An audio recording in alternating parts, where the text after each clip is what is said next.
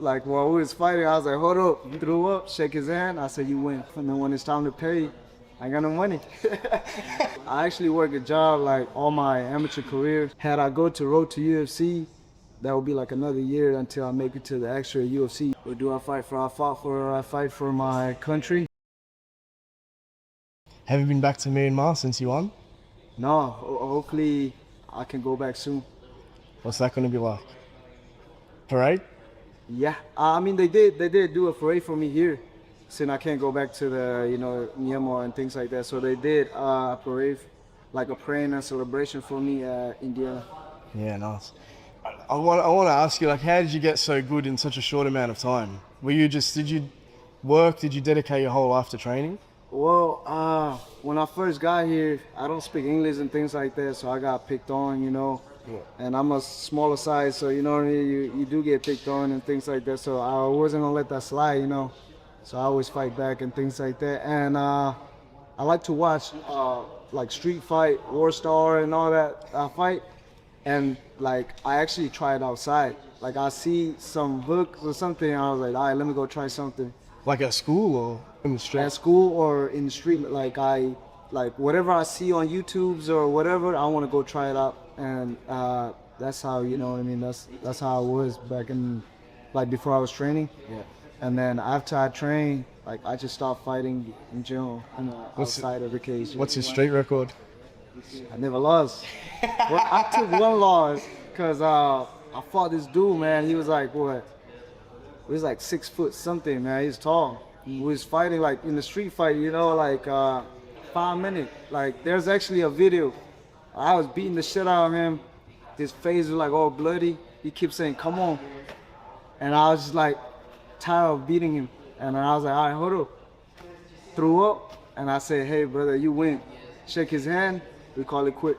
Is this video, is this around? Do you have the video? I got the first part, but then the second part, somebody got it, but they sent like a short, like the first minute of it. But yeah, That's all you need. You don't need to show the end of it. yeah, but I was like, I threw up. Like while we was fighting, I was like, hold up, you threw up. Shake his hand. I said, you win.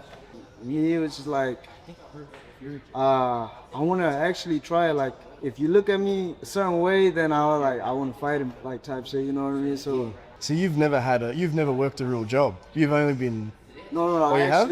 I actually work a job like all my amateur career. Okay. What were And you my doing? first pro, and my mom was like, "Hey, if you are so close, quit your job. I got you." I was gonna say, what did your mum and your family think when you told them your dream? They were supportive. When I first tell her I was gonna train, I was in Iowa, and I kept getting in trouble, so I was like, I'm gonna go back and start training. And then I went back to Houston, and when I told my mom I was gonna train, she didn't let me, and I had to wait for like a year. And a lot of shit happened. I dropped out of school and things like that, and then she still didn't let me go to the gym. So I like, you know what? Let me search closest gym by my house, and I go by myself. And then when it's time to pay, I got no money. And I was like, hey, Mom, you gotta pay. So she paid for a whole year, and she saw like how my life changed, like how I don't really go outside no more. Like I was just, cause I was getting my ass beat for like 3 months straight. Like, it's because I got that street mentality and things like that. And, the coaches and things, they don't like that. You know what I mean? So they kind of like put it on me and stuff like that. So I was just trying to get better. And I don't really go outside, get in trouble and things like that. So my mom liked that. It's like lucky you found MMA in a way. Were you like going down two different paths, like you had a choice? Nah, I think, I feel like God, like I believe in destiny. You know what I mean? I feel like God made a plan for us, and is for us to like decide where we want to go. You know what I mean? I feel like God already made a plan for me, and I just found. Another 10 years, what year would mean more to you in a decade? 2025 or 2026? 2026 will be, will be a lot better than 2025, but I would say 2023 was something special for sure. That's because, I was supposed to fight on Contender Series, and something was.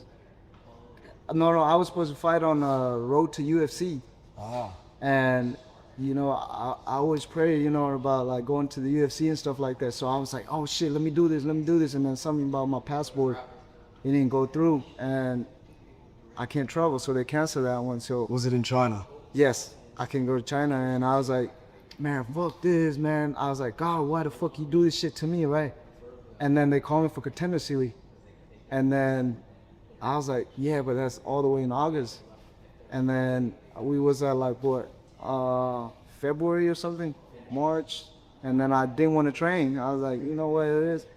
And then boom, 3 days notice, UFC.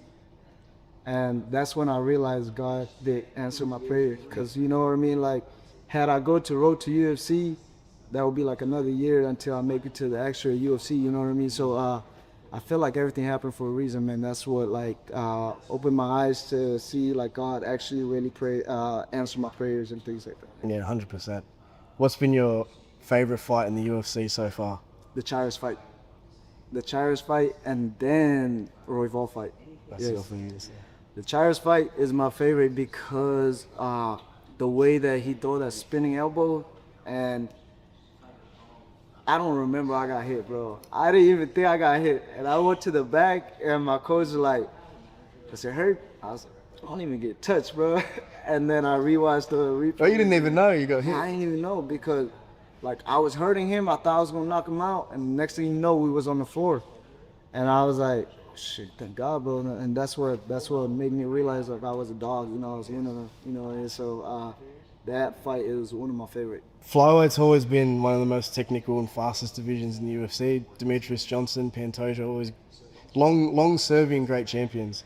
Mm-hmm. What do you believe separates Joshua Van from every other contender in the weight class?